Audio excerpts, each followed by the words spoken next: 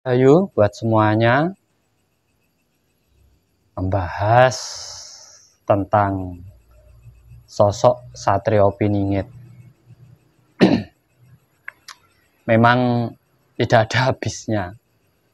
Dari waktu ke waktu, dari tahun ke tahun,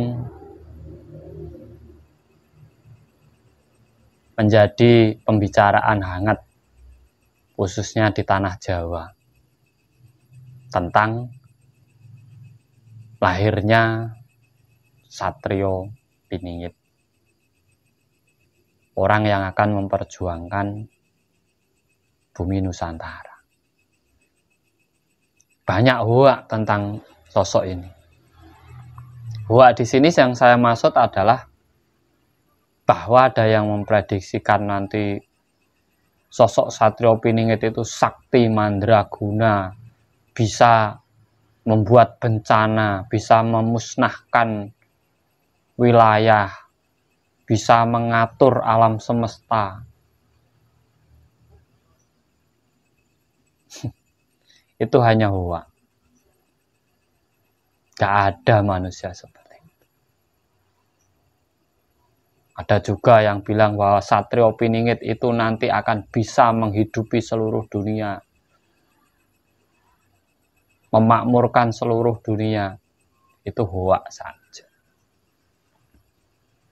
Hanya terawangan, hanya prediksi. Gak ada. Tapi kalau wahyu kepemimpinan, wahyu Makutoromo, setiap pemimpin pasti memiliki. Tetapi sesuatu yang membesar-besarkan tentang sosok Satrio Piningit ini, itu hanyalah hoak. Karena Satrio Piningit ini berwujud jiwa yang tertanam pada diri manusia, bukan nama orang.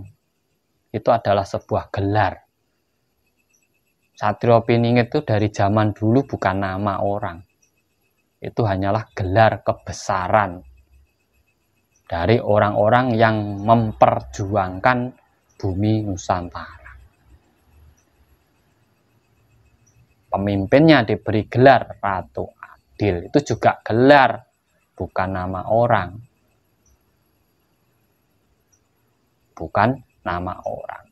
Nah, gelar itu bisa saja berada di siapapun.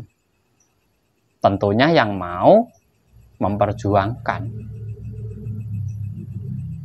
Ibu Pertiwinya kembali, yang mau kembali ke kesadaran dirinya, yang mau kembali mengikuti tatanan atau aturan dari para leluhur-leluhurnya.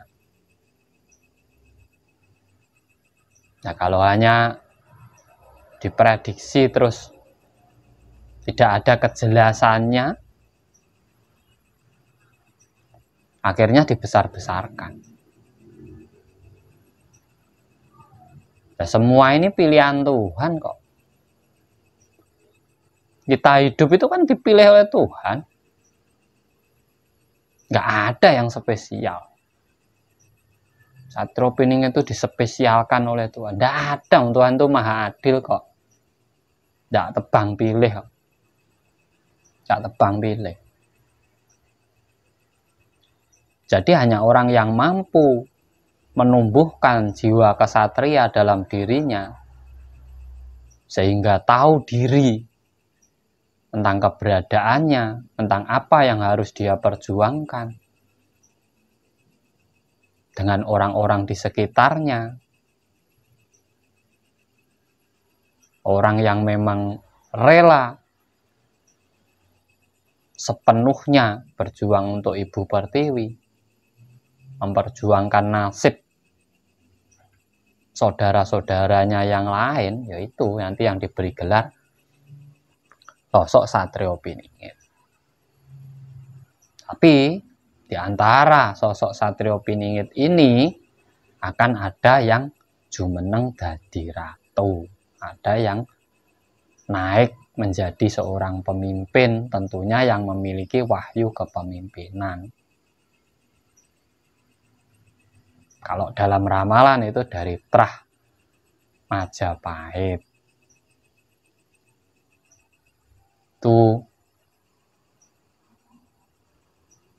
jadi ada hubungannya antara Satrio Piningit dan Ratu Adil. Yang memilih Ratu Adil ya Satrio Piningit itu.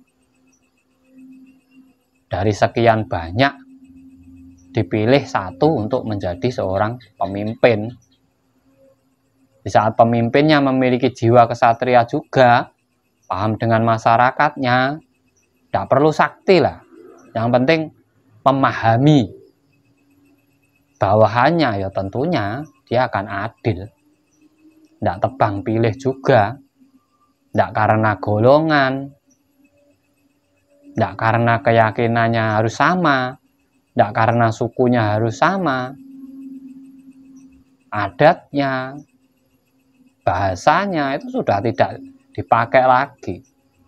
Memang yang benar-benar memeratakan kemakmuran di seluruh Nusantara ini, yaitu nanti yang akan jadi Ratu Adil.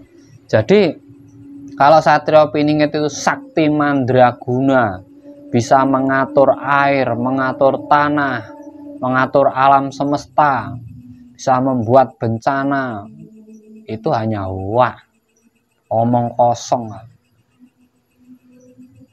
Nyatanya ya cuma dibicarakan saja, tidak muncul-muncul. Tidak akan muncul kalau tidak dimunculkan. Sesuatu itu bisa muncul apabila dimunculkan. Sesuatu bisa terwujud apabila diwujudkan. Sesuatu bisa tercapai apabila diperjuangkan. Tidak hanya sekedar berharap. Kalau kita hanya berharap terus membicarakan tiap hari, ya tidak datang-datang. Sampai dunia ganti zaman, ya tidak datang-datang. Cuma dibicarakan saja. Jadinya ya hanya huwa, tidak ada kepastiannya. Nah inilah yang harus kita sikapi, yang harus kita pahami dalam kita menyikapi fenomena misteri kemunculan Satrio Piningit. Ini adalah pesan moral yang sangat tinggi dari leluhur-leluhur kita terdahulu, berharap nanti di perkembangan zaman yang akan datang itu bisa bangkit kembali anak cucu yang masih memegang, masih menghargai Bu Pertiwinya. Dan berharap kembali ada seorang pemimpin yang benar-benar adil, yang bisa memakmurkan seluruh Nusantara sehingga toto, titi, tentrem, gemah, ripah, loh, jinawi. Salam cerdas, salam rahayu.